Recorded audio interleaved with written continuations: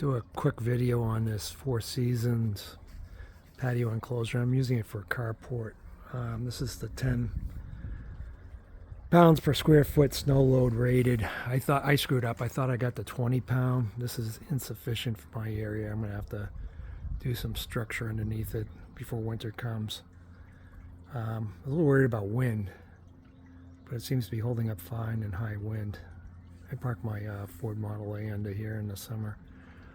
A couple things. The instructions are really poor from Four Seasons on this, and I just wanted to highlight a few things that maybe help someone else out that's trying to put these together. I had a hard time getting a straight answer from Four Seasons on how much pitch could I put. I really wanted to put a lot more pitch on here. It looks pretty flat, but they said I couldn't go really any more than 1 inch per foot, so 10 feet, 10 inches, and that's what I did.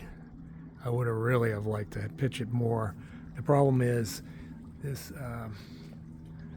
side fascia board won't line up with the front fascia board if you put more of an angle on it than what I did. I really just had enough material. And actually I had to do a little notch underneath to make it fit the gutter. All in all, it's a pretty sturdy unit, and if I didn't live in snow country, I think it would be fine. So what I wanted to talk about is they tell you to measure the front and back supports 12 3/8 inches and then 12 inches all the way down to 12 3/8 again. They don't tell you why. And I got half the panels on and I figured out, and I finally called them and I said, what are the markers for?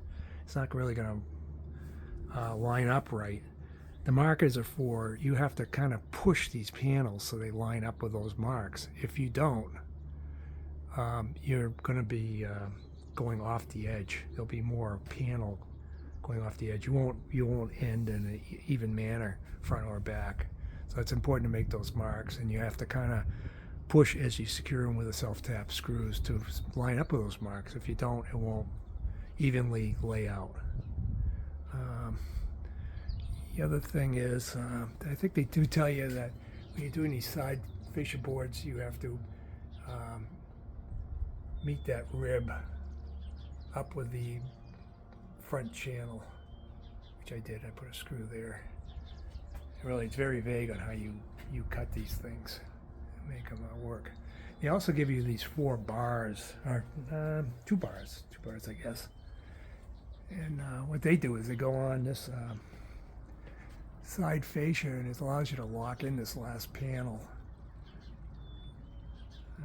The other thing I wanted to talk about too is they give you these little clips for the front fascia, but they don't tell you, I guess they do tell you that it's like one every couple ribs or whatever. I thought it was every rib. There's not enough of those clips. You have to basically do 1 per panel and you have enough to finish. So I had to take the ones I had started doing and remove them and then spread them out evenly across. What other gotchas do I have with this thing? All in all, it's a pretty nice piece. Again, I screwed up. I wasn't very careful about the snow load, so I'm going to have to frame up some rafters underneath here and beef it up so it'll support the snow. I did get 3 inches of heavy snow on it as soon as I assembled this thing, and it held up fine. Very heavy snow. It was fine. But between now and next winter, I'm going to have to do something, because I don't believe if we do get a foot of snow, heavy snow, it won't be able to handle that much load. That's about it.